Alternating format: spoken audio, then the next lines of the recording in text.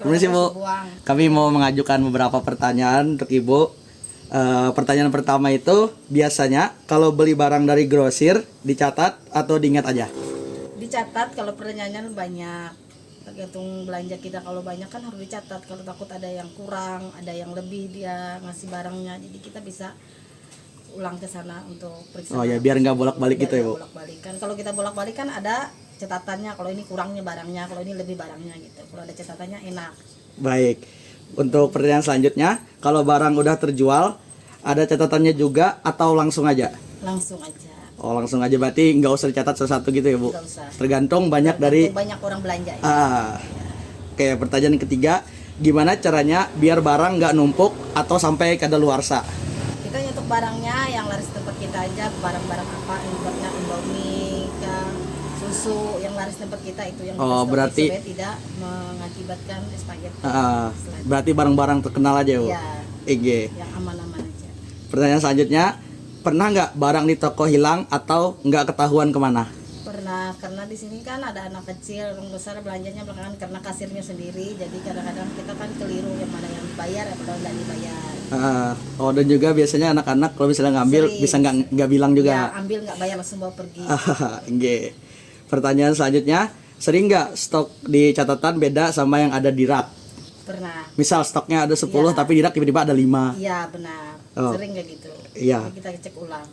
Soalnya nggak selalu dicatat gitu ya Bu? Iya, nggak terlalu catat. Olehnya warungnya nggak terlalu besar gitu. Terus selanjutnya, jualan sehari-hari biasanya dicatat di buku, pakai HP atau nggak dicatat? Nggak dicatat. Oh, nggak Karena dicatat. yang belanjanya kadang banyak, kadang sedikit. Nanti kita hitung ulang aja pakai mesin. Kalkulator aja. Oh, kalau misalnya dicatat itu Bu, pakai manual, pakai buku atau buku, pakai aplikasi? Pakai buku. Oh, pakai buku. Aja. Selanjutnya, harga jual barang ditetapkan tetap atau kadang bisa berubah-ubah? Kadang berubah tergantung pas kita belanja harganya berapa kita naikkan, kalau harganya turun kita turunkan. Oh, baik, jelas. Mengikuti harga pasaran aja. Selanjutnya, kalau ada tetangga yang belanja nih, tapi bayarnya belakangan, biasanya dicatat atau diingat aja? Dicatat supaya nanti kalau dia lupa kita bisa negur utangnya belum dibayar. Ini ada catatannya gitu. Seberapa kecil nominalnya? Seberapa kecilnya, nama utang itu wajib dibayar. Biar nggak lupa gitu ya Pak? Biar nggak lupa. Iya. Selanjutnya, pernah nggak sih salah kasih harga atau salah ngasih uang kembalian? Sering kayak gitu. Sering. Karena keliru, kadang-kadang kan keliru karena kebanyakan produk, jadi kita lupa harga barangnya. Kadang-kadang ada yang termurah, ada yang terlarang. Sama tapi juga kita bisa nanti komunikasi sama pembeli sama penjual. Sama juga kalau biasanya kalau rame gitu ya Bu? Iya, kalau rame kan, apalagi kalau kita sendiri melayaninya, ya lumayan lah, namanya manusia kan bisa salah gitu. Pertanyaan selanjutnya, uang belanja toko dipisah nggak sama uang pribadi atau digabung? Kalau tante gabung aja, karena tante nggak ada target untuk membayar, karena ini punya milik pribadi, jadi satu aja gitu. Oh, berarti bisa. Yang penting modal dengan keuntungannya bisa kita hitung. Oh, berarti yang penting bisa kebeli untuk modal selanjutnya Bu? Bisa melanjutkannya lagi. Selanjutnya, pemasukan dan pengeluaran sehari-hari ada catatan khususnya nggak?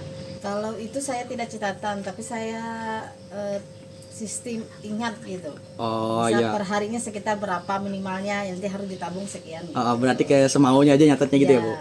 Oke. Selanjutnya, kalau mau tahu untung atau rugi, biasanya dihitungnya gimana? Dari modal awal, kalau kita belinya kayak gini, kita jual kayak gini, nanti kita hitung. Dari situ kita tahu bahwa itu ada rugi, ada untung. Oh, berarti dari modal awal terus dihitung selisihnya dari hasil penjualan tadi berapa? Pertanyaan terakhir Bu, pernah nggak uang toko tiba-tiba kurang atau nggak ketahuan dipakainya buat apa nih? Tiba-tiba awalnya modalnya segini, tapi kok nggak sesuai sama ekspektasi, kejualnya padahal banyak. Sering kayak gitu. Kadang-kadang kita kan keperluan, kita nggak tahu kalau besok lusanya ada keperluan untuk membayar ini dan itu. Kadang-kadang kita kan nggak ada uang lain, jadi kita pinjam uang tersebut. Jadi kadang-kadang itu kok uangnya kemana gitu. Ternyata pas gue pikir, oh ini dipakai yang bayar kredit motor kah, bayar apa kan, namanya kita kan uang kan kita perlu untuk apa-apa. Soalnya toko pribadi juga ya Bu ya. Jadi kita nggak ada beban gitu kan. Nggak ada beban, nggak ada yang harus disetor untuk atasan. Karena di sini warungnya lumayan kecil, tapi alhamdulillah kita cash, nggak ada bond, nggak ada yang sistem kredit, nggak ada. Sistem kredit tinggi. Sistem cash aja di sini. Baik Bu, sepertinya udah cukup pertanyaan dari kami. Makasih ya Bu atas waktunya. Oke, sama. Bu.